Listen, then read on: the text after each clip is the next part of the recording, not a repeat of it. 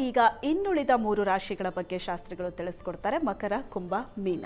ನೋಡೋಣ. ಮಕರ ರಾಶಿಯವರಿಗೆ ಗುರುಬಲ ಬರ್ತಾ ಇದೆ.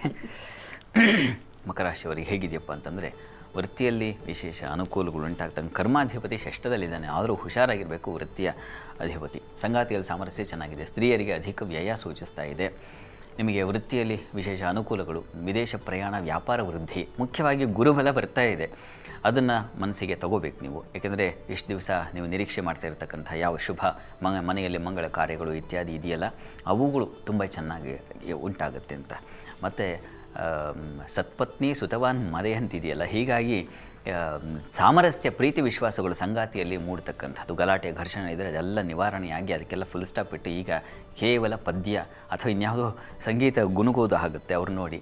ಆ ರೀತಿಯ ಒಂದು ಶುಭ ಒಂದು ಫಲವನ್ನು ನೀವು ಪಡಿತೀರ, ಸಂಶಯ ಇಲ್ಲ. ಮತ್ತು ಜಲ ಸಂಬಂಧಿ ವ್ಯಾಪಾರದಲ್ಲಿ, ವಾಟರ್ ಸೋರ್ಸ್ ಅಂತೀವಲ್ಲ, ಅವುಗಳಲ್ಲಿ ಕೆಲಸ ಮಾಡ್ತಕ್ಕಂಥವು ಕೃಷಿಯಿಂದ ಹಿಡಿದು ತುಂಬ ಚೆನ್ನಾಗಿದೆ. ಹರಳು, ಹೈನು ಇವುಗಳಿಗೆಲ್ಲ ತುಂಬ ಹೆಚ್ಚಿನ ಮಾನ್ಯತೆ ಬರತಕ್ಕಂಥ ಒಂದು ಸಾಧ್ಯತೆ ಸೂಚಿಸ್ತಾ ಇದೆ. ಕರ್ಮಾಧಿಪತಿ ಷಷ್ಠದಲ್ಲಿ ಸಂಚರಿಸ್ತಾ ಇದ್ದಾನೆ. ಸ್ವಲ್ಪ ಕಾಲ ಈ ಒಂದು ವಾರ ನಿಮಗೆ ಸ್ವಲ್ಪ ತೊಡಕಿದೆ. ಮುಂದಿನ ವಾರದಿಂದ ಹೆಚ್ಚಿನ ಅನುಕೂಲ ಕಾಣ್ತೀರಾ, ಆತಂಕ ಬೇಡ, ಇನ್ನೂ ಹೆಚ್ಚಿನ ಚೆನ್ನಾಗಿರುತ್ತೆ. ಆದರೆ ನಿಮಗೆ ಎಲ್ಲ ಬಗೆಯಲ್ಲೂ ಕುಜ ಚೆನ್ನಾಗಿದ್ದಾನೆ ಮತ್ತು ಬಹಳ ಮುಖ್ಯವಾಗಿ ಬುಧ ಚೆನ್ನಾಗಿದ್ದಾನೆ. ಹೀಗಾಗಿ ಇವೆಲ್ಲ ಒಳ್ಳೆಯ ಲಕ್ಷಣಗಳು, ಒಳ್ಳೆಯ ಫಲಗಳನ್ನು ಸೂಚಿಸ್ತಕ್ಕಂಥದ್ದಾಗಿದೆ.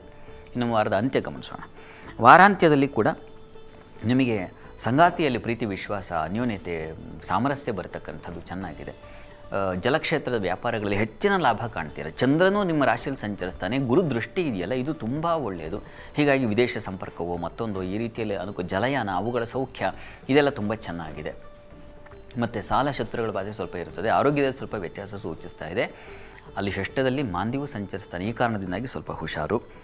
ಈ ಮಕರ ರಾಶಿಯವರು ಪ್ರಾರ್ಥನೆಗೆ ಕೃಷ್ಣ ಸನ್ನಿಧಾನಕ್ಕೆ ಕ್ಷೀರಾಭಿಷೇಕ ಮಾಡಿಸಿ, ಕೃಷ್ಣನಿಗೆ ಆ ತೀರ್ಥ ಸ್ವಲ್ಪ ಸೇವಿಸಿ, ಅದು ತುಂಬ ಒಳ್ಳೆಯದು. ಇನ್ನು ಕುಂಭರಾಶಿಗೆ ಹೋಗೋಣ. ಕುಂಭರಾಶಿಯವರಿಗೆ ಹೇಗಿದೆಯಪ್ಪ ಈ ವಾರದಲ್ಲಿ ಅಂತಂದರೆ, ಆರೋಗ್ಯ ಬಾಧೆ, ಶತ್ರುಗಳ ಬಾಧೆ ಉಂಟಾಗುತ್ತೆ. ಕಲಾವಿದರಿಗೆ ಹೆಚ್ಚಿನ ಅನುಕೂಲ ಚೆನ್ನಾಗಿದೆ. ಉನ್ನತ ಶಿಕ್ಷಣದಲ್ಲಿ ಆಸಕ್ತಿ ಚೆನ್ನಾಗಿದೆ. ಹೊಸ ಆಲೋಚನೆಗಳು, ಹೊಸ ಪ್ರಯತ್ನಗಳು ಚೆನ್ನಾಗಿದೆ. ಗುರುಬಲ ಹೋಗ್ತಾ ಇದೆ. ಅವನು ಷಷ್ಠ 6ನೇ ಮನೆಗೆ ಹೋದಾಗ ಸ್ವಲ್ಪ ಆರೋಗ್ಯ ವ್ಯತ್ಯಾಸ ಉಂಟು ಮಾಡ್ತಾನೆ. ಸಾಲ ಬಾಧೆ ಸ್ವಲ್ಪ ಹೆಚ್ಚಿನ ಪ್ರಮಾಣದಲ್ಲಿ, ಅದು ಒಳ್ಳೆಯದೇ ಅನ್ನಿಸ್ತಾ ಇರುತ್ತೆ.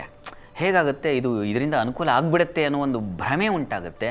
ಆಮೇಲೆ ಪ್ರಪಾತಕ್ಕೆ ಹೋಗಿಬಿಡ್ತೀವಿ. ಈ ರೀತಿಯ ಒಂದು ಸಾಧ್ಯತೆ ಇರುತ್ತೆ. ಹುಷಾರು. ಅವನು ಧನಾಧಿಪತಿ ಹೌದು, ಲಾಭಾಧಿಪತಿ ಹೌದು. ನಿಮಗೆ ಅವನು 6ನೇ ಮನೆಗೆ ಹೋದಾಗ ಬೇಡ, ಇಲ್ಲ ಸಲ್ಲದ ರೀತಿಯಲ್ಲಿ ನಿಮಗೆ ಬಯಕೆಗಳು ಉಂಟಾಗ್ಬಿಡುತ್ತೆ. ಇದರಿಂದ ನಾನು ಗೆದ್ದುಬಿಡ್ತೀನಿ, ಇದನ್ನು ಇನ್ವೆಸ್ಟ್ ಮಾಡಿದ್ರೆ ತೊಗೊಂಡ್ಬಿಡ್ತೀನಿ, ಈ ರೀತಿಯ ಒಂದು ಆಸೆ ಬರಬಹುದು. ಸ್ವಲ್ಪ ಹುಷಾರಾಗಿರಿ.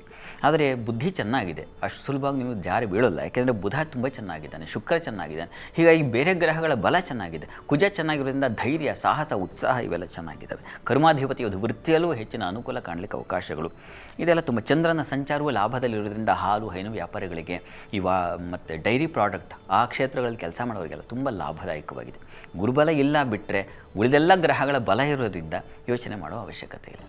ವಾರದ ಅಂತ್ಯ ಗಮನಿಸೋಣ.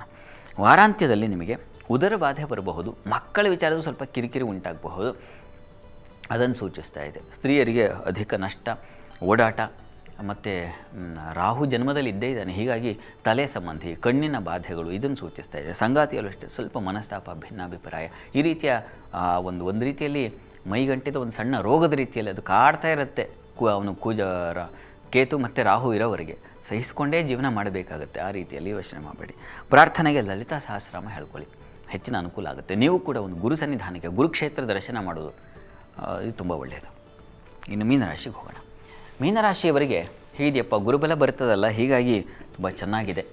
ವೃತ್ತಿಯಲ್ಲಿ ಹೆಚ್ಚಿನ ಮನ್ನಣೆ, ಗೌರವ ಸಿಗ್ತಕ್ಕಂಥದ್ದು, ಹೊಸ ಅವಕಾಶಗಳಿಗೆ ದಾರಿ ಆಗ್ತಕ್ಕಂಥದ್ದು, ಹೊಸ ಅಧ್ಯಯನ, ಸಂಶೋಧನೆ, ಗುರುಗಳ ಮಾರ್ಗದರ್ಶನ ಸಿಗ್ತಕ್ಕಂಥದ್ದು. PhD ಮಾಡೋರಿಗೆ ಇನ್ಯಾವುದೋ ಒಂದು ಹೊಸ ಕಲಿಕೆ ಇದ್ದರೆ ಅವುಗಳಿಗೆ ತುಂಬ ಚೆನ್ನಾಗಿದೆ. ಕಲೆಯಲ್ಲಿ ಆಸಕ್ತರಿಗೆ ತುಂಬ ಚೆನ್ನಾಗಿದೆ. ಸ್ನೇಹಿತರು, ಮಿತ್ರರಿಂದ ಹೆಚ್ಚಿನ ಅನುಕೂಲ ಸಿಗ್ತಕ್ಕಂಥದ್ದು, ಧನ ಸಮೃದ್ಧಿ ಉಂಟಾಗ್ತಕ್ಕಂಥದ್ದು. ಕೋಪ ಇರುತ್ತೆ, ಆದರೆ ಆ ಕೋಪಕ್ಕೆ ಒಂದು ಸೌಂದರ್ಯವೂ ಇರುತ್ತೆ. ಆ ರೀತಿಯಲ್ಲಿ ತುಂಬ ಚೆನ್ನಾಗಿದೆ. ಚಂದ್ರನ ಸಂಚಾರವೂ ಚೆನ್ನಾಗಿರೋದ್ರಿಂದ ವೃತ್ತಿಯಲ್ಲಿ ಮಾನ್ಯತೆ, ಗೌರವ ಇದೆಲ್ಲ ತುಂಬ ಚೆನ್ನಾಗಿದೆ. ಮೀನರಾಶಿಯವರಿಗೆ ಬಂಗಾರದ ಫಲ ಇದೆ, ಯೋಚನೆ ಮಾಡಬೇಡಿ. ಇನ್ನು ವಾರದ ಅಂತ್ಯ ಗಮನಿಸೋಣ. ವಾರಾಂತ್ಯದಲ್ಲಿ ನಿಮಗೆ ಪ್ರಯಾಣದಲ್ಲಿ ಸ್ವಲ್ಪ ತೊಂದರೆ ಆಗ್ಬೋದು. ವೃತ್ತಿಯಲ್ಲಿ ವಿಶೇಷ ಸಹಾಯ ಸಿಗುತ್ತೆ, ಸಂಶಯ ಇಲ್ಲ. ಮಕ್ಕಳಿಂದ ಗೌರವ, ಸಂತಸ, ಸ್ತ್ರೀಯರಿಗೆ ಅಧಿಕ ಲಾಭ. ಮಕ್ಕಳಿಂದ ನೋಡಿ ಅವರ ಒಂದು ಏಳಿಗೆ ನಿಮಗೆ ಅತಿಶಯವಾದ ಸಂತೋಷ ತಂದುಕೊಡುತ್ತೆ. ಮತ್ತು ಸಂತಾನ ಸೂಚನೆಯಂತಹ ಫಲಗಳು ಉಂಟಾಗಬಹುದು. ಈ ರೀತಿಯಲ್ಲಿ ಮೀನರಾಶಿಯವರಿಗೆ ತುಂಬ ಚೆನ್ನಾಗಿದೆ. ಪ್ರಾರ್ಥನೆಗೆ ವಿಷ್ಣು ಸನ್ನಿಧಾನಕ್ಕೆ ವಸ್ತ್ರ ಸಮರ್ಪಣೆ ಮಾಡಿ, ಇದು ಹೆಚ್ಚಿನ ಅನುಕೂಲ ಉಂಟು ಮಾಡಿಕೊಡುತ್ತೆ.